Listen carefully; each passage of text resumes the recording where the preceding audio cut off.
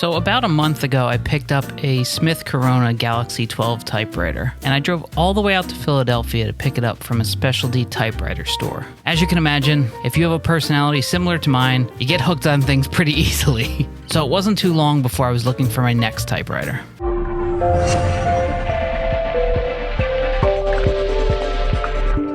Hey guys, thanks for checking out this video. If you're new here, please consider subscribing below. We put out new videos every single week. So I started looking for a different kind of typewriter. I was looking for another Smith Corona because according to Tom Hanks, and I get all my life advice from Tom Hanks, Smith Coronas are one of the best. I started looking for a quiet version of it because when I was going to purchase this one in the typewriter store, they had shown me this quiet typewriter, but it was like insanely expensive. But I kind of knew the seed was already planted in my head that I was gonna want one anyway. When I'm using the typewriter, typically I got 3 kids upstairs sleeping, so I don't want to be typing away on this thing, waking everybody up in the house. So I started looking for a quieter one. And I came across this Underwood Deluxe typewriter, which, you know, it says this thing is portable, but I don't know how anybody could travel with these things at any point. And I actually found it for around $20 on Facebook Marketplace. And it was right in my town that I live in. So I drove to the lady's house and was able to meet with her. I already had it in my head that I was buying this thing as long as it wasn't broken into a million pieces. Because it was at the right price, it was functional, and it was one of those models that I was looking for, the quiet versions. And she had this great story of just remembering her father in Kearney, New Jersey, which is where I grew up. Well, until I was 3 years old, I lived in Kearney, New Jersey. My family was originally from there, and just sitting there typing away on this keyboard. And she didn't say whether he was a writer or anything like that, but she just remembers him spending all this time using it. And for years, she couldn't bring herself to part with it. And it would just travel from house to house, you know, as she moved over the years and just kind of sat in a closet. Nobody was using it. So she finally decided to list it. And like I said, she listed it for $20. I messaged her after it was online for a couple days, I guess. I think she wanted to talk to me because she wanted to know that it was going to somebody who was going to use it. And I think after a couple minutes, she was comfortable enough to sell it to me, knowing that, yeah, I have one right now and I'm using it. And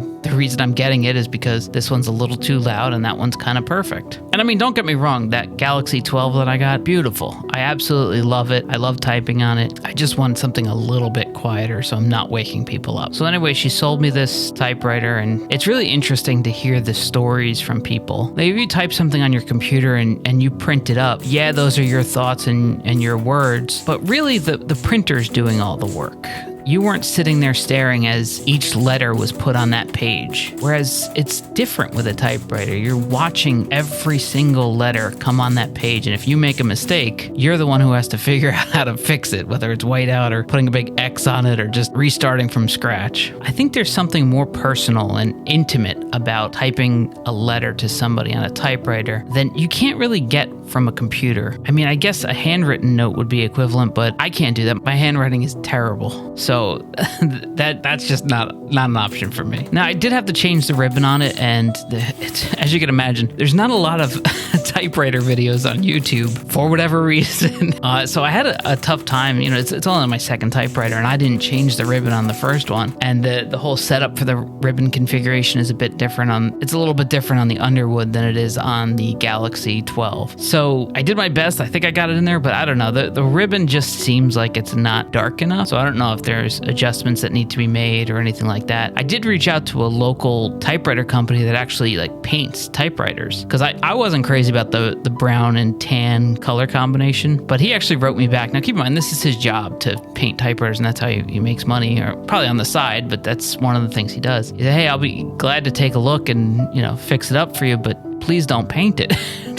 That color is so beautiful. So, I mean, if he's literally taking money out of his own pocket to tell me to keep it, I guess I'll keep the color scheme that it has. As for anybody out there with any typewriter recommendations, I would love to hear them, because after buying one and then two, obviously I'm looking for the Holy Trinity. And I'm going for a third one at some point. So if you have any suggestions or anything like that, just leave them in the comments below. I'd really appreciate it. Thank you so much for watching this video, and I'll see you next week.